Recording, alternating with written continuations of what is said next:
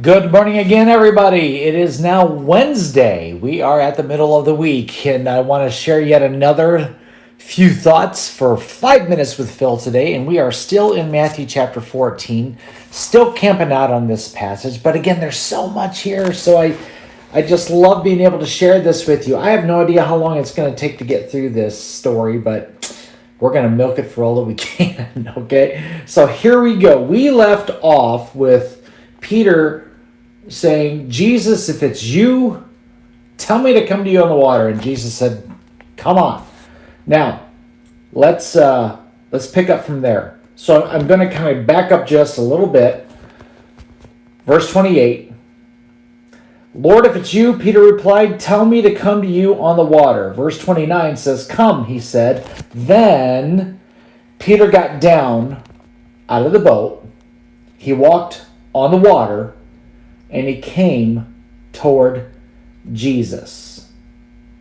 Now, if you know this story, you know that Peter gets in some trouble in just a little bit, but I don't want to go there yet, okay? I want to bring up the fact that Peter got down off the boat. You know, a lot of people, I think, picture this boat as like it's like a kayak or like a little rowboat that we might see on a lake here in Ohio or wherever you fish. These boats tend to be a little bit bigger than that. In fact, if I could find one, I might even throw a picture up there for you while I'm talking here. So it took some effort for Peter to get down off this boat and to get onto the water. And I need to remind all of us, and I need to be reminded as well, there were still 11 guys that stayed in the boat. But Peter was the one that walked on water. Peter did something he had never done before. Peter did something that nobody had ever done before. And there's a key phrase here. He came toward Jesus. So while the other 11, including his brother, by the way, while the other 11 were watching, and I'm sure they had an opinion. Look, I'm a big brother, okay? If my brother says, hey, I'm going to walk on water, I would probably have an opinion and make that known to him, all right? So don't think Andrew was just like, oh, silent and, oh, God bless you. I'm sure there were some people in the boat saying, Peter, this is a crazy idea. And yet Peter was willing to try something and do something that nobody had ever done before, that none of his friends were willing to do. And in the entire process, he was coming closer to Jesus. Don't miss that.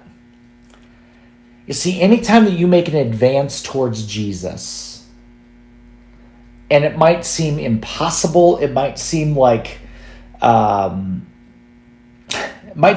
the only one willing to get closer to him, I promise you someone's going to have an opinion.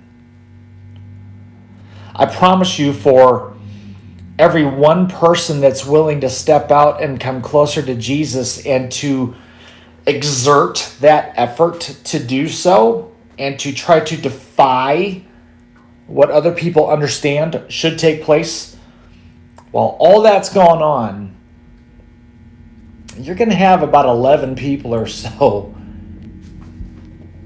watching you, wondering if you're going to make it or not. You're going to have some opinions there. Maybe some people discouraging you. Any advance that you make towards the Lord, chances are that it's going to be unpopular with somebody. Chances are that there will be some people that you thought would be willing to go with you, and they may not. Is that enough for you to get out of the boat or to stay in? Do you need the support and the affirmation of other people before you make a serious step to come towards Jesus? Maybe in a way that you never have done so before? I know I'm asking you a lot of questions and I'm throwing a lot of things your way and I'm running out of time, but I want to encourage you today. Regardless of who's watching and regardless of what other people's opinion is, get out of that boat. Start walking and coming closer to Jesus. Don't let other people stop you from doing the supernatural. God bless you. I'll talk to you later.